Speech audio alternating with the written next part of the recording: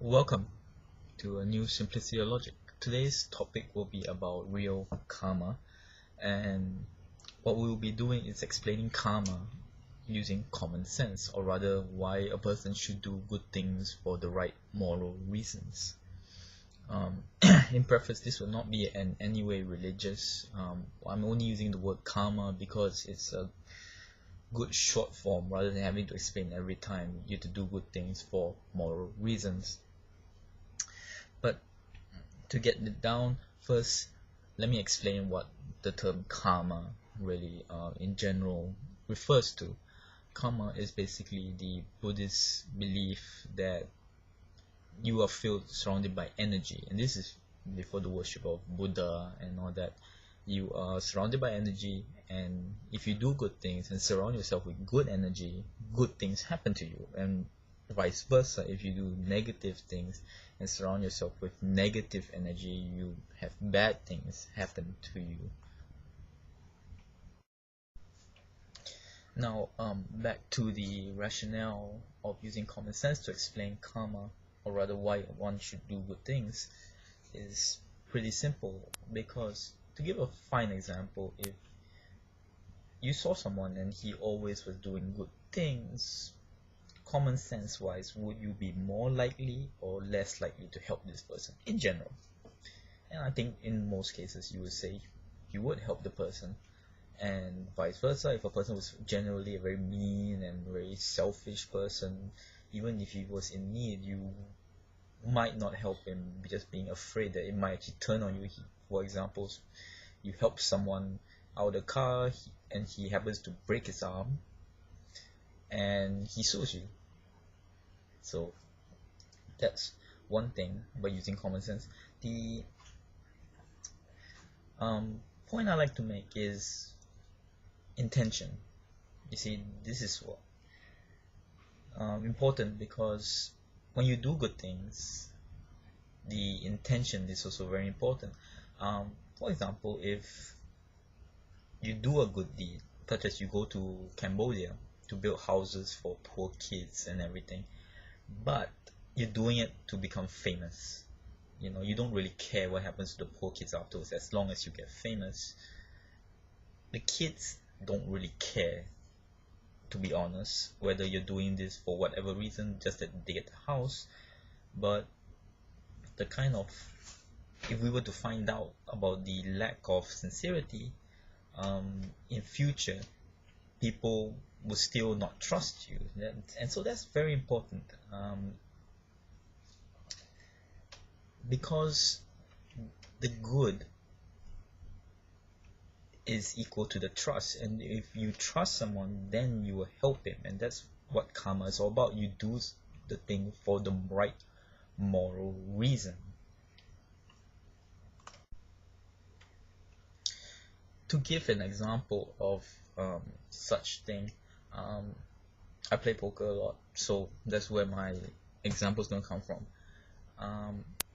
I play a lot of home games, meaning there's no rate, there's no payment to the host. It's just friends, like a friends gathering, right? The reason why I get invited back to many of these games is because I admit openly, one, that I'm there to play for the money, but I always follow the rules, and I make it quite open that I'm not there to take advantage of them. Like, for example, if you in poker, you always want to sit to the left of the richest person, the person with the most money, because you're positioned. For me, I won't purposely do that every game, but rather I would just everybody pick a card and you find your seat that way. Therefore, it's always fair. So you see, people have sense of sincerity. They know that I play for money, but they know that when I sit down, if I win or if I lose, it's fair. You see, therefore they don't have to worry every time that this person's coming in with a new angle. Is he trying to do something? Is he going to cheat? They just because they know your true reasons and they trust you, they will invite you back. For a negative reason to the karma aspect of doing bad things and bad things happening to you, is one I had in university, where I lived in a dorm and we got a house. So it was about 5 guys staying in this place, and there were 2 of them who were just, to be honest, especially horrible. They were very selfish, and to give you an example of their selfishness, you know, they would literally not do anything when it comes to them having to do anything out of their way. For example, if we were going to buy food, it would be on when it's convenient for basically this person. And when, if I remember this one time, okay, very simple. It was after the exam. Their exams were earlier than mine, and my exams were still ongoing. I was studying for exam.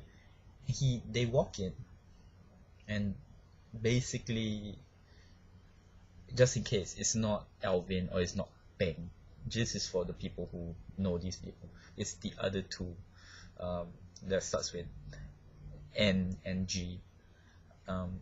These guys walk in and they say, "Hey, go wash the dishes." And I'm like, "My exam is tomorrow, can't you wash it for once?" And they go, "No, it's your job." And it's like, are you that lazy and selfish that your exams are over?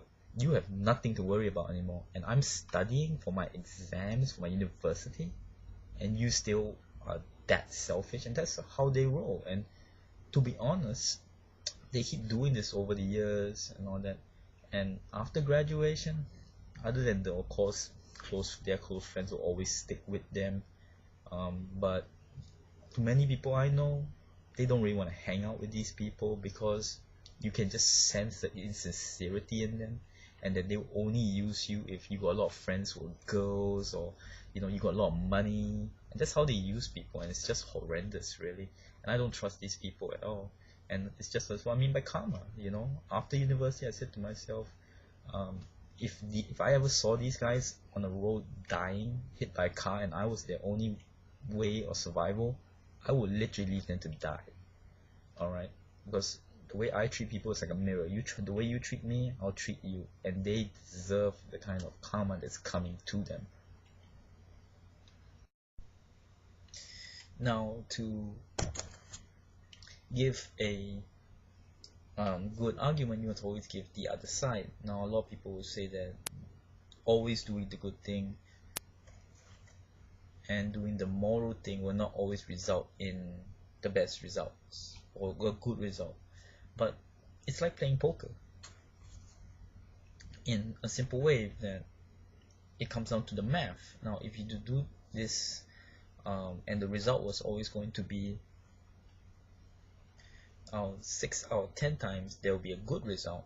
If you do it to 10 people, more often than not, you will basically turn out more happy than unhappy. Basically, you'll be happy 6 times and sad 4 times. So overall, if you do this the rest of your life, with a large sample size, you turn out definitely a more happier person.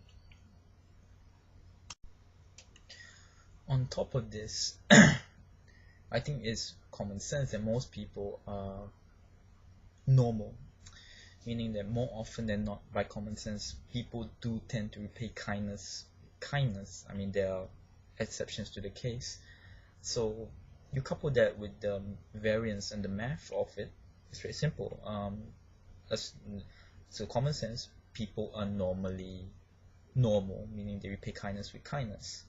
And it is also common knowledge that most probably, with that in place, that criteria, if you were to be nice to everybody and right to everybody for the right moral reason, then more often than not you'll be happy. So you also have to imagine that if the people around you are normal and if you pay kindness with kindness, it's just like betting a certain way.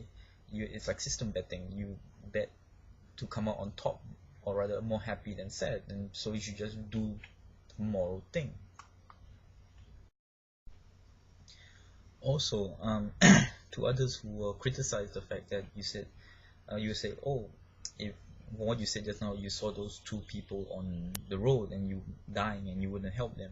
How is that supposed to be karmatic? You're not doing the good thing. The thing I like about karma is it's very simple. If you do good things happen. If you do bad things happen. There's a fair equality in that. It's not just saying blindly always do the good thing. If a person deserves it, he will get his just desserts.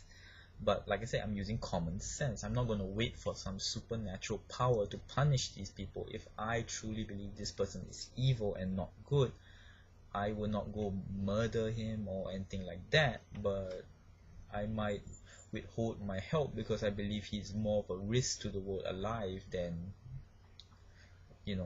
and rather just let him go, basically.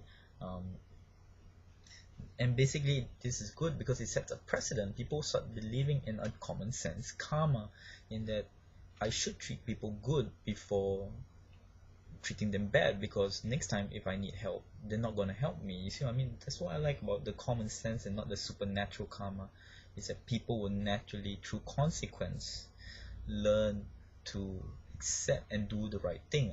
Most importantly, for a lot of people, fear of the consequences of being bad. So that's important, and I feel that common sense karma is definitely beneficial to each person, because to be honest, I'm a very selfish person, and I learned that early on. And by applying this karma, or fearing the consequences of being bad to everybody, I always tend to go the other way and say, you know what, I will preempt the attack. I will be nice and I'll be sincere. And the minute you break this trust with me is when I come back at you with my selfish side, and you deserve it because you opened that door. And that's how I like this whole theory of common sense karma, really. So in conclusion, I basically am going. Like I said, this is about common sense karma. But if you wanted to have a kind of reference material, I would say that one very good series to watch would be this comedy known as My Name is Earl. It's basically about a bad person who always did bad things, and one day he discovers karma and does good things, and how the whole community around him, which were thieves and robbers and all that, just started becoming good people through his good actions. Now that one tends to concentrate more on the supernatural kind of karma, but it's very believable because they never make it like the karma is sentient to a certain extent. It's like it's believable that people just become good through good actions. And I feel it's very inspirational to try to always, when you feel like doing a bad thing, to watch it and see that, well, you know what, just try to be a good person. So I'm going to leave a link to a trailer of My Name is Earl. If you want to watch it, get the torrent. I highly recommend it. It's fantastic watch, and it is very funny.